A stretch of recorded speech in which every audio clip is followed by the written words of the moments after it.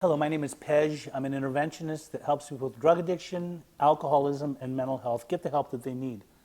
Today we're going to talk about certain behaviors that people display, how to know if your loved one is not doing well, if they need to get help and you feel like you're at your wit's end and you don't know how to get them to agree that they have a problem, certain signs to look for, certain behaviors, certain life events that happen for them.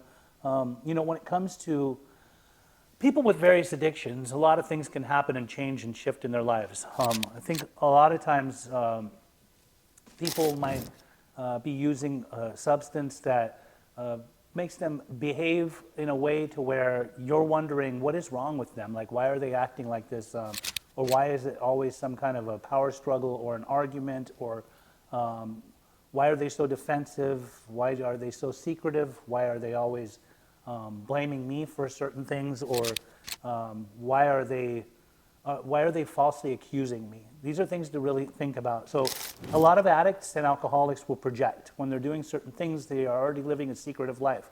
They're living a double life, a triple life, if you will, depending on who they're around. If they're at work, they might have their at-work face on.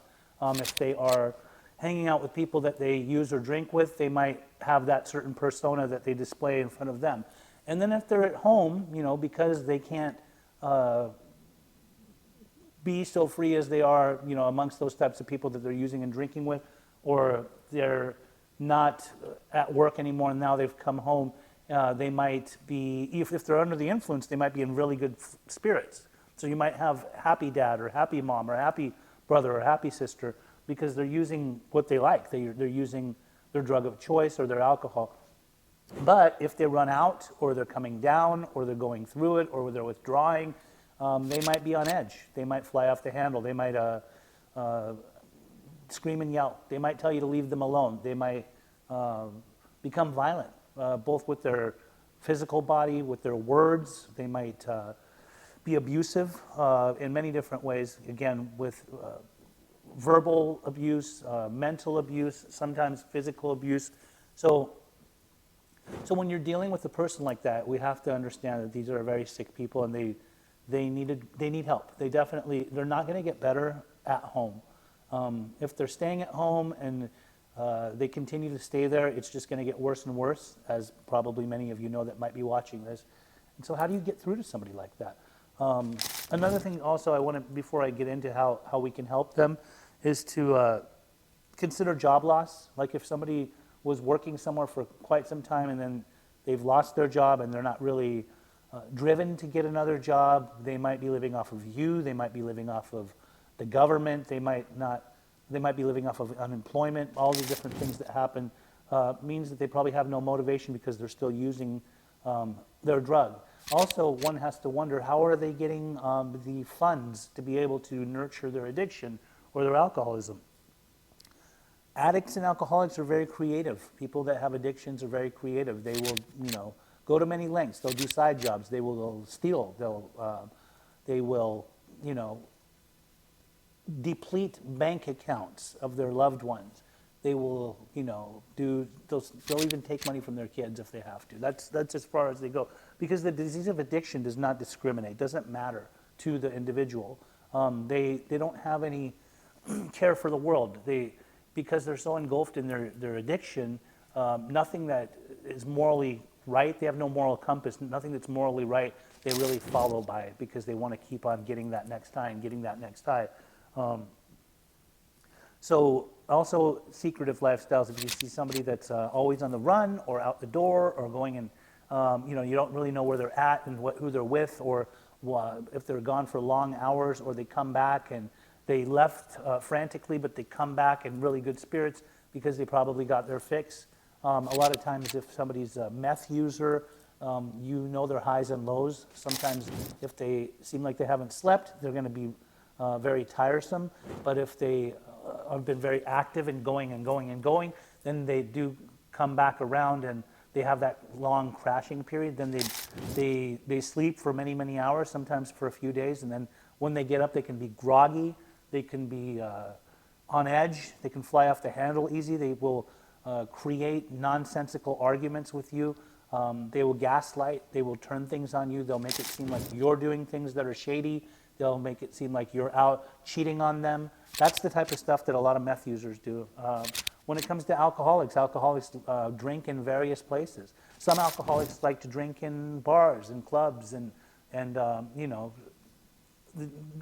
at work. Sometimes they like to drink within the house. Sometimes they hide liquor throughout the house. So that's another thing to really pay attention to.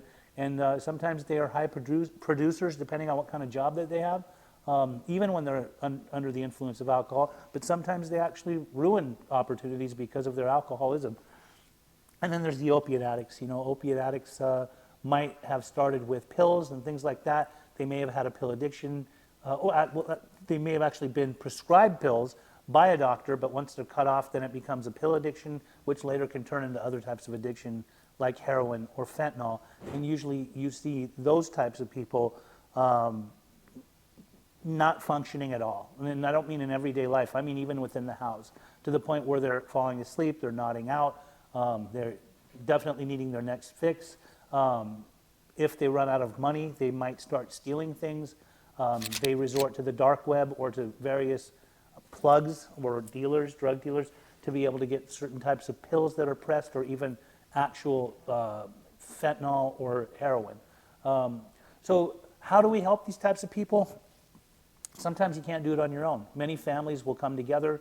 They'll do family interventions. They will talk to professionals. They'll talk to psychologists. They'll talk to, you know, various people, maybe a professional that actually knows how to be able to get through to them.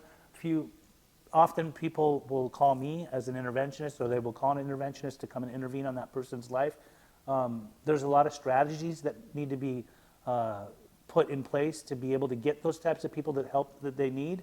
And you know, sometimes if you have somebody that has life experience and past experience in using and drinking come into the equation, whether it be with you in a family intervention first, where it's like a pre-intervention and the interventionist is talking to the family, gathering information on the individual, they will then know how to go about getting to the individual, depending on where they are, if they're staying at home or if they're staying somewhere else, and doing a full-on intervention. And there's many different models of intervention, but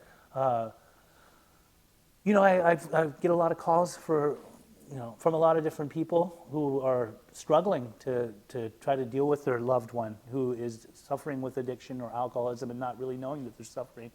And so they will call me. You know, if you don't know what to do anymore and you need somebody that could potentially help you, I'm always making myself readily available just to even talk to people. You can call me or text me at 310-596-9356. My name is Pej.